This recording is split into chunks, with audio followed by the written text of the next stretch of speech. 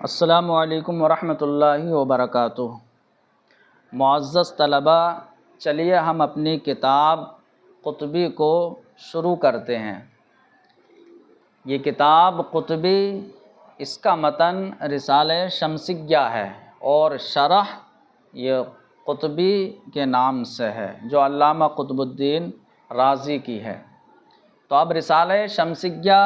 کے مصنف نے فرمایا کہ میں نے اپنے اس رسالے کو مرتب کیا ہے ایک مقدمے، 3 مقالوں اور ایک خاتمے پر۔ صاحب قطبی جو شرح فرما رہے ہیں کہتے ہیں کہ جو رسالہ شمسیہ ایک مقدمے، 3 مقالے اور ایک خاتمے پر مرتب ہے، تو تفصیل یوں ہے کہ مقدمہ وہ 3 چیزوں کے بارے میں ہے: ماہیت منطق اور بیان حاجت المنطق اور موضوع منطق۔ تو ماہیت منطق میں منطق کی تعریف ہوگی اور بیان حاجت المنطق میں منطق کی ضرورت کا بیان اور غرض و غایت سمجھ میں آئے گی، اور منطق کا موضوع جو معلومات تصوریہ اور تصدیقیہ ہیں۔ تو ان 3 چیزوں کے بارے میں مقدمہ ہوتا ہے۔ رہے مقالے، تو 3 مقالوں میں پہلا مقالہ مفردات کے بیان میں ہوگا اور دوسرا مقالہ قضایا اور اس کے احکام کے بارے میں ہوگا۔ تو قضایا کے احکام کیا ہوتے ہیں؟ جیسے نقیض اور عکس مستوی، عکس نقیض وغیرہ۔ اور تیسرا مقالہ وہ قیاس کے بارے میں ہوگا۔ اب بچا خاتمہ، تو وہ قیاس کے مادوں کے بارے میں ہوگا اور اجزاء علوم کے بارے میں۔ تو رسالے کی ترتیب 5 چیزوں پر ہے، تو ان کی تفصیل صاحب قطبی نے فرما دی۔ اب پھر اس کے بعد یہ دلیل دیں گے کہ 5 چیزوں پر مصنف نے اپنے رسالے کو مرتب کیوں فرمایا۔ تو دلیل حصر کیا ہے؟ تو دلیل حصر اس طرح ہمیں سمجھنا ہے کہ اس لیے کہ منطق میں جن چیزوں کا جاننا ضروری ہے، یا تو وہ چیزیں ایسی ہیں کہ جن پر علم کا شروع کرنا موقوف ہے، یا وہ چیزیں ایسی ہیں کہ ان پر علم کا شروع کرنا موقوف نہیں ہے۔ تو اگر منطق میں جن چیزوں کا جاننا ضروری ہے وہ ایسی چیزیں ہیں کہ جن پر علم کا شروع کرنا موقوف ہے، تو اس کو مقدمہ کہتے ہیں، اور اگر وہ ایسی چیزیں ہیں کہ جن پر علم کا شروع کرنا موقوف نہیں ہے، تو پھر اس کے اندر 2 احتمال ہے: یا تو پھر بحث اس میں مفردات سے ہوگی یا مرکبات سے ہوگی۔ اگر مفردات سے بحث ہو تو پھر وہ مقالہ اولا ہے، اگر مرکبات سے بحث ہو تو اس کے اندر پھر 2 احتمال کہ مرکبات سے بحث ہو تو مرکبات مقصودہ سے بحث ہوگی یا مرکبات غیر مقصودہ سے۔ اگر مرکبات غیر مقصودہ سے بحث ہو تو وہ مقالہ ثانیہ ہے، اور مرکبات مقصودہ سے بحث ہو تو اس کے اندر پھر 2 احتمال ہیں: یا تو ان مرکبات مقصودہ میں نظر اور غور و فکر و صورت کے اعتبار سے ہوگی، یا مادے کے اعتبار سے۔ اگر صرف صورت کے اعتبار سے نظر ہے اور صورت کے اعتبار سے اس میں جو ہے بحث کی گئی ہے، تو اس کو مقالہ ثالثہ کہیں گے، اور مادے کے اعتبار سے اگر نظر ہے تو اس کو خاتمہ کہیں گے۔ تو یہ چونکہ 5 ہی صورتیں نکل کر آئیں، اس لیے مصنف نے جو ہے اپنے رسالے کو ایک مقدمے پر مرتب فرما دیا اور 3 مقالوں پر اور ایک خاتمے پر۔ اب اس کا جو ہے ہم ترجمہ لگاتے ہیں۔ فرماتے ہیں: اقول، میں کہتا ہوں، الرسالۃ مرتبۃ علی مقدمۃ و 3 مقالات۔ علامہ قطب الدین رازی فرماتے ہیں، پورا نام صاحب شرح کا ہے قطب الدین محمد ابن محمد تحتانی رازی۔ فرماتے ہیں الرسالۃ، الرسالۃ کا مطلب ہذہ الرسالۃ، یہ رسالہ جو رسالہ شمسیہ ہے یہ مرتب ہے علی مقدمۃ، ایک مقدمے پر، و 3 مقالات، اور 3 مقالوں پر، و خاتمۃ، اور ایک خاتمے پر۔ اما المقدمۃ ففی ماہیت المنطق و بیان الحاجت الیہ و موضوعہ۔ رہا مقدمہ تو وہ منطق کی ماہیت کے بارے میں، ماہیت منطق کے بارے میں ہے، منطق کی ضرورت کے بارے میں ہے، اور موضوع منطق کے بارے میں ہے۔ اما المقالات فثلاث، رہے مقالے تو مقالے وہ 3 ہیں، فاولاها فی المفردات، تو 3 میں سے مقالے اولا وہ مفردات کے بارے میں ہے، والثانیۃ فی القضایا واحکامها، اور دوسرا مقالہ قضایا اور اس کے احکام کے جو نقیض اور عکس وغیرہ ہیں اس کے تعلق سے ہے، والثالثۃ فی القیاس، اور تیسرا مقالہ وہ قیاس کے بارے میں ہے صرف صورت کے اعتبار سے، تو قیاس کے بارے میں ہے، وَأَمَّا الْخَاتِمَةُ فَفِي مَوَادِّ الْعَقِیصَةِ، تو وہ قیاس کے مادوں کے بارے میں ہے، تو یہاں مادے کے اعتبار سے ہے، اور جہاں قیاس ہے تیسرا مقالہ تو وہ صرف صورت کے اعتبار سے، تو یہ خاتمہ ففی مواد العقیصۃ و اجزاء العلوم، تو وہ قیاس کے مادوں کے بارے میں ہے اور اجزاء علوم کے بارے میں ہے۔ تو اشکال اربع جن قضایا سے مرکب ہوتے ہیں تو وہ قیاس کے مادے ہیں، اور اجزاء علوم وہ 3 ہیں، موضوع، مبادی اور مسائل، ان کو جو ہے آپ تفصیل سے پڑھیں گے۔ قیاس کے مادے وہ اجزاء علوم 3 ہیں، جیسے کہ ماقبل کی کتابوں میں آپ نے امداد اللبیب میں پڑھ لیا ہے۔ اب دلیل حصر اس بات کی کہ مصنف نے 5 چیزوں پر ہی اپنے رسالوں کو مرتب کیوں فرمایا، تو ہم نے جو دلیل حصر بتائی اسی کے اعتبار سے ہم دیکھیے ترجمہ لگاتے ہیں، وَإِنَّمَا رَتَّبَهَا عَلَيْهَا، یعنی وَإِنَّمَا رَتَّبَ الْمُصَنِّفُ الرِّسَالَةَ عَلَى مقدمۃ وثلاث مقالات وخاتمۃ، یہ اصل عبارت ہے، اور مصنف نے رسالے کو مرتب فرمایا ان 5 چیزوں پر، اس کی دلیل کیا ہے؟ لأن ما یجب ان یعلم فی المنطق، اس لیے کہ وہ چیزیں کہ جن کا منطق میں جانا ضروری ہے، جن کا منطق میں جاننا ضروری ہے، اما ان یتوقف الشروع فیہ علیہ، یا تو وہ ایسی چیزیں ہیں کہ جن پر علم کا شروع کرنا موقوف ہے، تو فیہ میں ہاں ضمیر علم منطق کی ہے کہ جن مسائل پر، یعنی علم منطق میں، اس لیے کہ وہ چیزیں کہ منطق میں جن کا جاننا ضروری ہے، یا تو وہ ایسی چیزیں ہیں کہ جن پر علم منطق کو شروع کرنا موقوف ہے، اولا، یا وہ ایسی چیزیں نہیں ہیں۔ فَإِنْ كَانَ الْأَوَّلُ، تو اگر منطق میں جن کا جاننا ضروری ہے، اگر وہ ایسی چیزیں ہیں کہ جن پر علم کا شروع کرنا موقوف ہے، فَهُوَ الْمُقَدَّمَةُ، تو مقدمہ ہے، کیونکہ مقدمے کے اندر 3 چیزیں ہوتی ہیں، بیان ماہیت منطق، بیان حاجت للمنطق اور موضوع منطق، ان تینوں پر علم کا شروع کرنا موقوف ہوتا ہے۔ وَإِنْ كَانَ الثَّانِي، اور اگر جو ہے دوسرا والا امر ہے کہ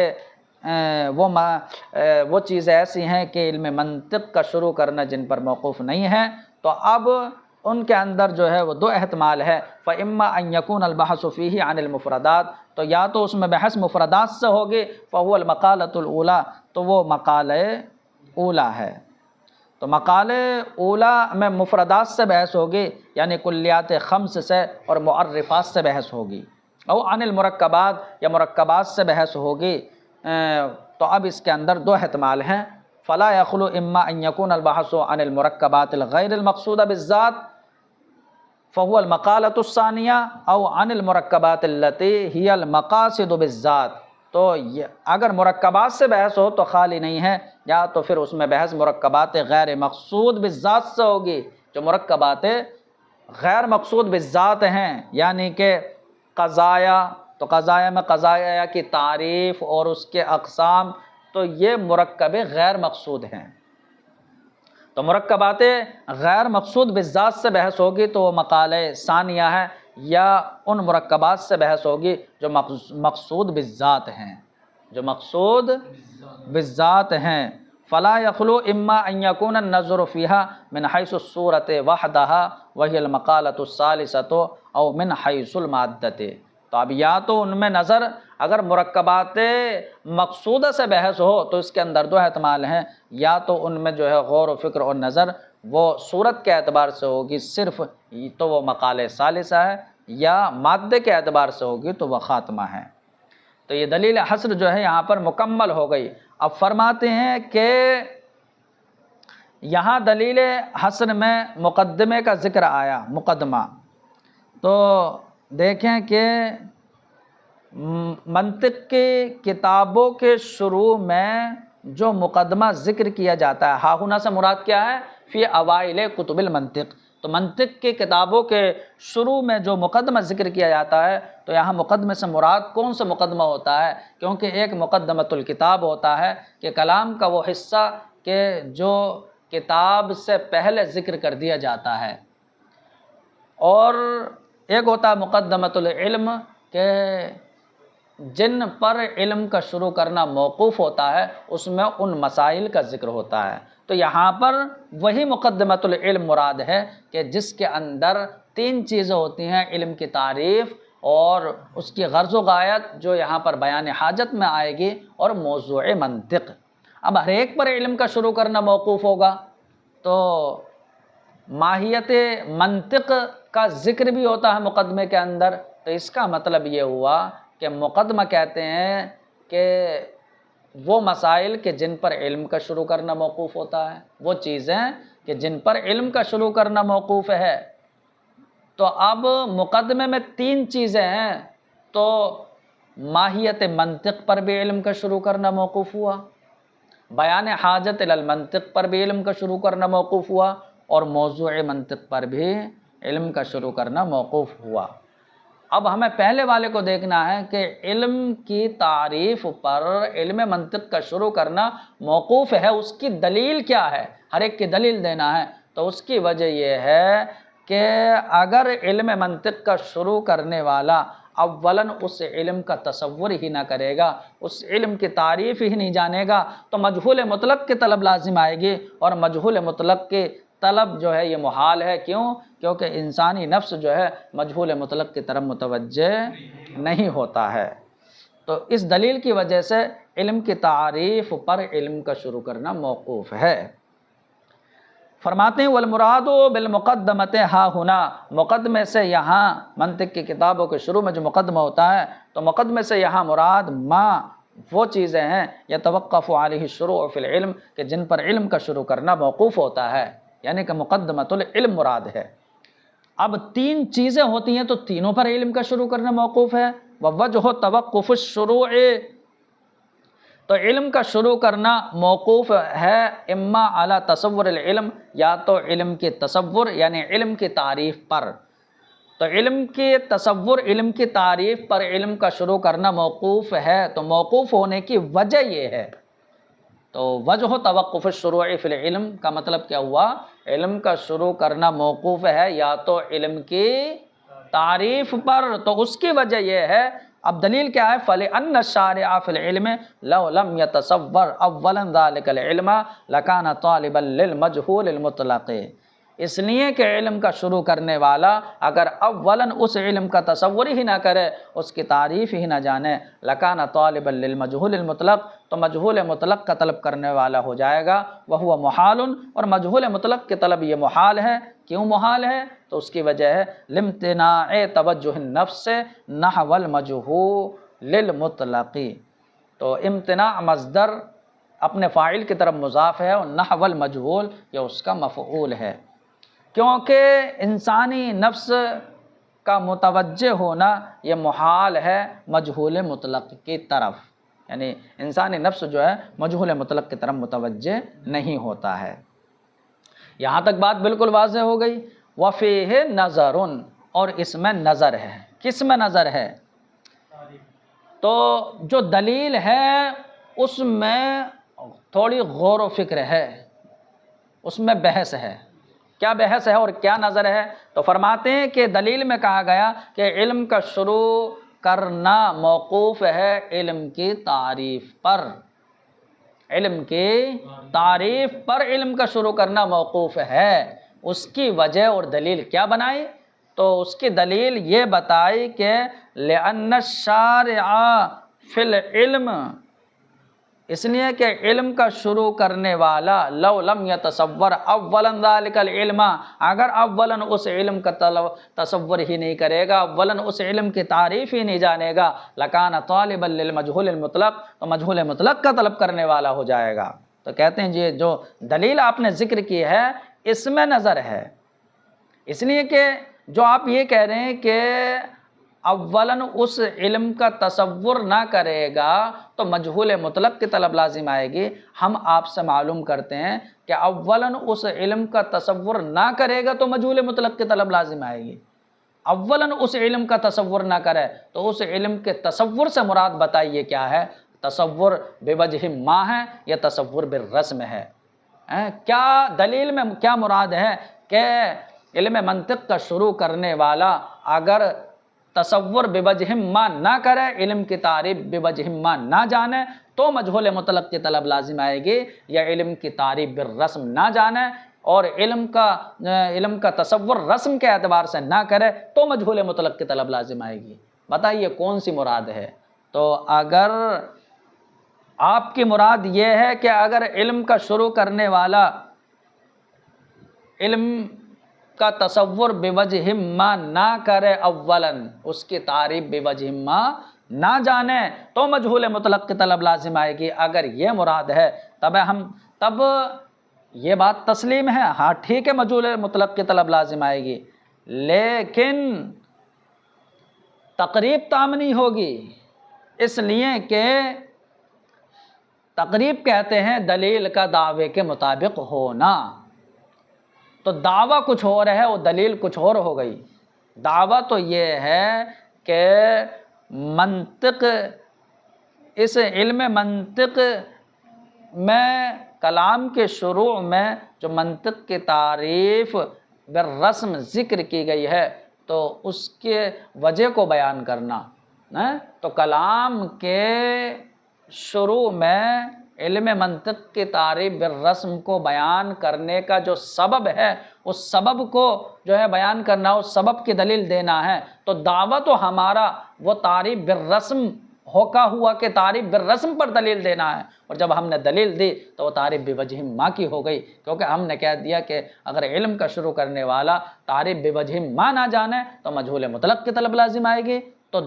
ہماری یہ دلیل دعوے کے مطابق نہیں ہوئی، تقریب تام نہیں ہوئی۔ اور اگر مراد تعریف بالرسم مراد ہے اور آپ یہ دلیل کو اس طرح کہیں کہ علم کا شروع کرنے والا اگر علم کی تعریف بالرسم نہ جانے تو مجہول مطلق کی طلب لازم آئے گی، تو اب ہمیں آپ کی دلیل ہی تسلیم نہیں ہے، اس لیے کہ یہ بتائیے کہ اگر تعریف بالرسم نہ جانے تو مجہول مطلق کی طلب کیوں لازم آئے گی؟ مجہول مطلق کی تو طلب تب لازم آتی جب کہ علم کو کسی بھی طریقے سے نہیں جانتا، تعریف بوجہ ما نہ جانتا، تو اب مجہول مطلق کی طلب لازم آئے گی، اب ہمیں آپ کی یہ بات تسلیم نہیں۔ تو اگر تعریف سے مراد تعریف بوجہ ما لیتے ہو تو تقریب تام نہیں، دلیل دعوے کے مطابق نہیں، اور اگر تعریف بالرسم مراد لیتے ہو تو مجہول مطلق کی طلب لازم آئے گی جو دلیل کے اندر ہے، ہمیں یہ تسلیم نہیں، تو آپ کی دلیل جو ہے وہ درست نہیں۔ تو یہاں نظر وارد ہو گئی، وہی فرماتے ہیں کہ وفیہ نظر، اور اس میں نظر ہے، تھوڑی بحث ہے، لأن قولہ، اس لیے کہ جو ہے شارح کا یہ قول دلیل میں دینا کہ الشروع فی العلم یتوقف علی تصورہ، کہ علم کا شروع کرنا موقوف ہے علم کی تعریف پر، تو یہ جو کہا گیا ہے کہ علم کی تعریف پر علم کا شروع کرنا موقوف ہے، اور علم کا شروع کرنے والا اولاً اس تعریف کو نہ جانے تو مجہول مطلق کی طلب لازم آئے گی، تو جو تعریف نہ جانے مجہول مطلق کی طلب لازم آئے گی، اس تعریف سے مراد کون سی ہے؟ ان اراد بہ التصور بوجہ ما، اگر اس سے مراد تصور بوجہ ما ہے، اس کو یوں بھی کہہ سکتے ہیں کہ اگر اس سے مراد تعریف بوجہ ما ہے تو فرماتے ہیں فمسلم، تب ہمیں جو ہے یہ دلیل تسلیم ہے، دلیل کا ثبوت تسلیم ہے کہ ہاں تعریف بوجہ ما نہ جانے گا تو مجہول مطلق کی طلب لازم آئے گی۔ بات بالکل ٹھیک ہے، لیکن لا یلزم منہ انہ لا بد من تصورہ برسمہ، لیکن اس سے یہ لازم نہیں آتا کہ تعریف بالرسم کا ہونا ضروری ہے، یعنی کہ یہاں پر یہ لازم نہیں آتا کہ تعریف بوجہ ما نہ جانا تو تعریف بوجہ ما سے مراد تعریف بالرسم ہو، یہ تو ضروری نہیں ہے مراد لینا۔ تو لیکن اس سے یہ لازم نہیں آتا کہ تعریف بالرسم کا ہونا ضروری ہو، یہاں پر تعریف بوجہ ما سے مراد، کیونکہ تعریف بوجہ ما یہ عام ہے اور تعریف بالرسم یہ قسم ہے اور تعریف بالحد یہ بھی قسم ہے، تو یہ بھی اس سے یہ لازم نہیں آتا کہ یہاں بوجہ ما سے مراد رسم ہی ہو، ایسا تو نہیں ہے۔ تو جب اس سے یہ لازم نہیں آتا ہے کہ تعریف بوجہ ما بولا گیا اور اس سے مراد تعریف بالرسم کا ہونا یہاں ضروری ہو، جب ایسا نہیں ہے فلا یتم التقریب، تو تقریب تام نہیں ہوگی۔ تقریب تام تب ہوتی جب آپ دلیل میں تعریف بالرسم کا ذکر کرتے، کیونکہ دعویٰ ہمارا تعریف بالرسم کا ہے۔ ادھر مقصود، کیونکہ مقصود ہمارا کیا ہے، دعویٰ کیا ہے ہمارا، تو فرماتے ہیں کیونکہ مقصود ہے بیان و سبب ایراد رسم العلم فی مفتح الکلام، کلام کے شروع میں علم کی تعریف بالرسم کو پیش کرنے کا سبب بیان کرنا، کہ تعریف بالرسم کیوں لے کر آئے ہیں، اس کی وجہ بیان کرنا، یہ مقصود تھا، یہ دعویٰ تھا ہمارا۔ تو دعوے کے مطابق دلیل نہیں ہوئی۔ وَإِنْ أَرَادَ بِهِ التَّصَوُّرَ بِرَسْمِهِ، اور پھر اگر آپ دعوے کے مطابق دلیل کو کرنے کے لیے دلیل میں تعریف بالرسم مراد لیں، وَإِنْ أَرَادَ بِهِ، اگر تصور سے مراد تصور بالرسم مراد لیں، فَلَا نُسَلِّمُ، تو اب ہمیں دلیل تسلیم نہیں ہے، یہ تسلیم نہیں ہے کہ اگر علم کے تصور بالرسم نہ کیا جائے تو مجہول مطلق کی طلب لازم آئے گی۔ وہی فرماتے فلا نسلم، تو اب ہم یہ تسلیم نہیں کرتے ہیں کہ انہ لو لم یکن العلم متصورا بالرسم ہی، کہ اگر علم کا تصور بالرسم نہ کیا جائے تو یلزم طلب المجہول المطلق، تو مجہول مطلق کی طلب لازم آئے گی، اب ہمیں یہ تسلیم نہیں۔ وَإِنَّمَا يَلْزَمُ ذَلِكَ، یہ تو اس وقت لازم آتا، مجہول مطلق کی طلب تو اس وقت لازم آتی لو لم یکن العلم متصورا بوجہ من الوجوہ، کہ جب علم کا تصور کسی بھی طریقے سے نہ کیا جاتا، یعنی تعریف بوجہ ما نہ جانی جاتی، وَهُوَ ممنوع، اور یہ جو ہے ممنوع ہے، وَهُوَ ممنوع سے مراد کیا ہے کہ تعریف بوجہ ما کا تصور، تعریف بوجہ ما نہ جانی جائے اور تصور بوجہ ما نہ ہو، یہ ممنوع ہے، کیونکہ تعریف بوجہ ما تو ہوتی ہے، کچھ نہ کچھ معلوم تو ہوتا ہے، تو تعریف بوجہ ما یہ ممنوع ہے۔ اس لیے کہ ہر انسان علم منطق کو کسی نہ کسی طریقے سے جانتا ہے۔ فَالْأَوْلَىٰ أَن يُقَالَ، اب علامہ قطب الدین رازی کی پیش کردہ اس دلیل میں چونکہ نظر وارد ہو گئی، اب وہ اس دلیل کو تبدیل کر کے کہتے ہیں اب فَالْأَوْلَىٰ أَن يُقَالَ، بہتر ہے کہ اس طرح کہا جائے دلیل میں، ورنہ تو نظر وارد ہو رہی ہے، اس طرح کہا جائے کہ اگر علم کا شروع کرنے والا اولاً علم کی تعریف بالرسم نہ جانے، علم کا شروع کرنے والا اگر علم کی تعریف بالرسم نہ جانے تو اب وہ بصیرت پر نہیں ہوگا۔ یہ مت کہو کہ مجہول مطلق کی طلب لازم آئے گی، ورنہ جو ہے نظر وارد ہو جائے گی، یہ کہو کہ وہ بصیرت پر نہیں ہوگا، اس لیے کہ جو علم کی تعریف بالرسم جان لیتا ہے تو اب تعریف بالرسم چونکہ غرض و غائز سے بنتی ہے، تو اب وہ اس علم کے تمام مسائل پر اجمالاً واقف ہو جاتا ہے، جو مسئلہ بھی اس کے سامنے آتا ہے وہ پہچان لیتا ہے کہ وہ اس علم کا مسئلہ ہے۔ تو فرماتے ہیں فَالْأَوْلَىٰ أَن يُقَالَ، تو بہتر ہے کہ اب دلیل میں اس طرح کہا جائے کہ لَا بُدَّ مِن تَصَوُّرِ الْعِلْمِ بِرَسْمِهِ، کہ یہاں دلیل کے اندر علم کی تعریف بالرسم کا ہونا ضروری ہے، لِيَكُونَ الشَّارِعُ فِيهِ عَلَىٰ بَصِيرَةٍ فِي طَلَبِهِ، تاکہ علم کا شروع کرنے والا وہ بصیرت پر ہو جائے علم کی طلب میں۔ تو کیا ہو گیا کہ اگر یعنی علم کا شروع کرنا موقوف ہے علم کی تعریف بالرسم پر، اگر علم کا شروع کرنے والا علم کی تعریف بالرسم نہ جانے تو اب وہ اس علم کی طلب میں بصیرت پر نہیں ہوگا، یہ دلیل ہو گئی۔ فَإِنَّهُ إِذَا تَصَوَّرَ الْعِلْمَ بِرَسْمِهِ، اس لیے کہ جب وہ علم کی تعریف بالرسم جان لے گا، وَقَفَ عَلَى جَمِيعِ مَسَائِلِهِ إِجْمَالًا، تو اس علم کے تمام مسائل پر اجمالاً واقف ہو جائے گا، حَتَّى أَنَّ كُلَّ مَسْأَلَةٍ مِّنْهُ تَرِدُ عَلَيْهِ،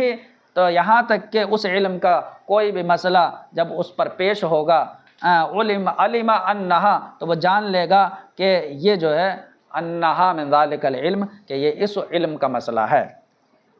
کما ان من اراد سلوک طریقن، تو اس کو جو ہے ایک خارجی مثال سے سمجھاتے ہیں کہ اگر طالب بالرسم جان لے تو علم کے تمام مسائل پر واقفیت حاصل ہو جائے گی۔ جیسے کہ کوئی انسان راستے پر چلنے کا ارادہ کرے، لیکن جو ہے ایسا راستے